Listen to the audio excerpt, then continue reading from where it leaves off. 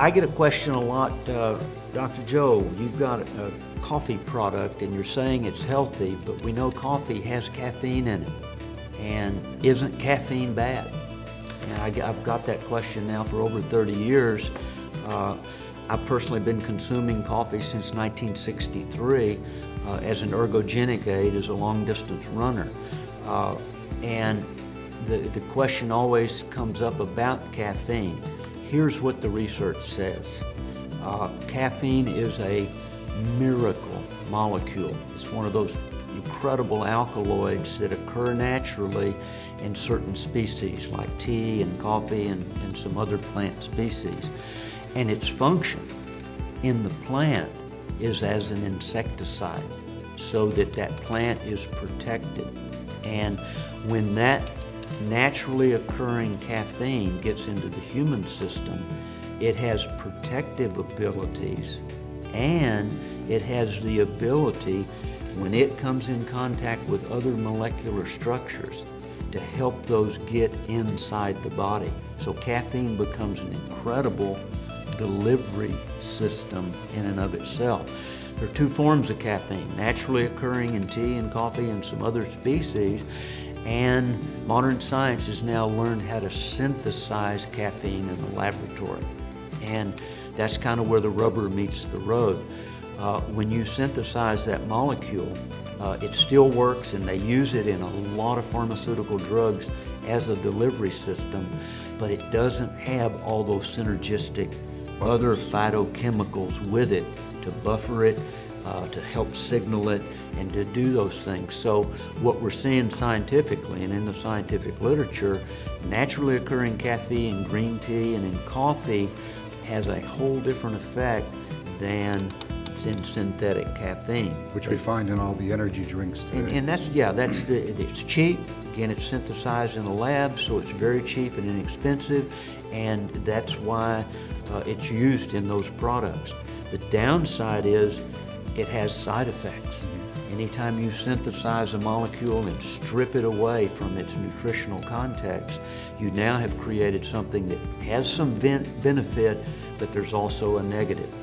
What we've done by utilizing coffee and in our incredible energy drink, we use caffeine naturally extracted with its synergists, so we do not have any of those negative consequences to caffeine.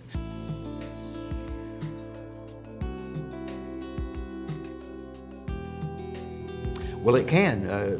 It can stress the adrenal system, produce a lot of cortisol, and now the body goes into a fight or flight sympathetic response, and the brain senses that and says damage is occurring, something is awry, and storage begins to happen. And so people can actually, get fat by, consuming things improperly that way. Out of balance is what we call it in the clinical setting.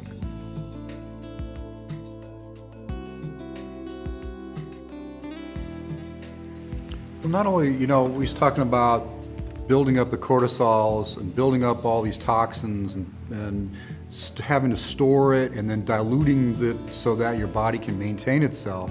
What we've tried to do is almost the opposite.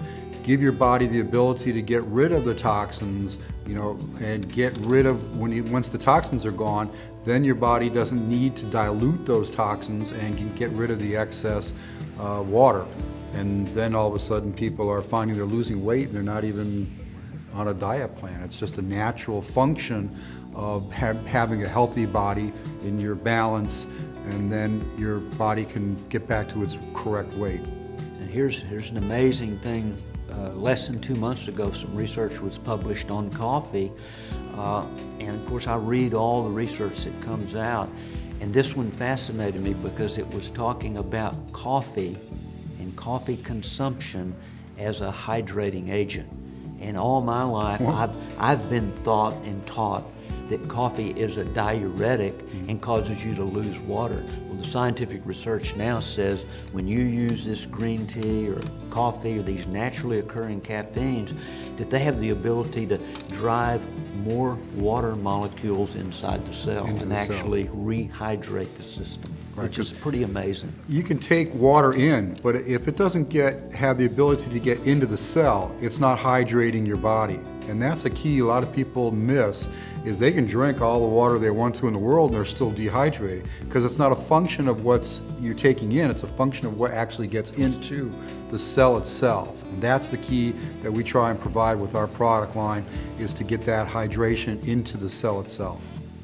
And that's been the key of, the key philosophy of our product development design. Mm-hmm. Let's do everything we can to get all of these synergists together so that it's providing raw materials to the body, so the body has the inherent wisdom through our DNA and through our incredible system to take these raw materials and build and repair and defend and regenerate human tissue. And that's what we've done clinically for 30 years with these botanicals, and now we're sharing these incredible products around the world.